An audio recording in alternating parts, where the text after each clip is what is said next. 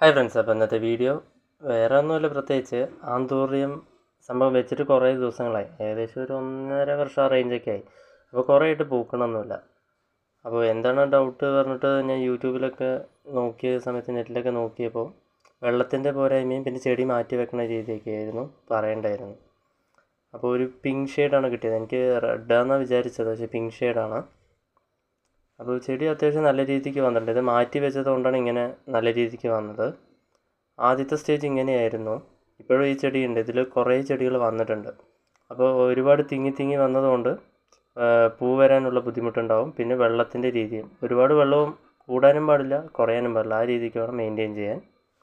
അപ്പോൾ ചെടിയൊന്ന് മാറ്റി വെച്ച് നോക്കിയപ്പോഴാണ് പൂവൊക്കെ കിട്ടിയത്. അതുപോലെ ഇതിൽ നിന്നും കുറേ മാറ്റണം, ചട്ടികളൊന്നും അധികം ഇല്ലാത്തതുകൊണ്ട് മാറ്റി വെച്ചില്ല എന്നുള്ളൂ, ഇല്ലെങ്കിൽ പിന്നെ മാറ്റി വയ്ക്കാം. പിന്നെ ആ 1000 പെറ്റൽസ് ലോട്ടസാണത്. ഞാൻ നേരത്തെ വീഡിയോ ചെയ്തിട്ടുണ്ട്. ഇത് വർക്കൗട്ടായില്ല, വന്നില്ല. ഇപ്പോൾ 2 പ്രാവശ്യം റീപോർട്ടൊക്കെ ചെയ്തിട്ടുണ്ട്. ഏകദേശം ഒരു 1.5 to 2 വർഷത്തോളമൊക്കെ ആയി. അപ്പോൾ ഇത് കുറച്ച് ഹാർഡാണ് പറഞ്ഞു വരാൻ, അപ്പോൾ കുറച്ച് ടൈം എടുക്കും. അപ്പോൾ ഒന്നും കൂടി റീപോർട്ട് ചെയ്തെന്ന് മാത്രം. Okay, by.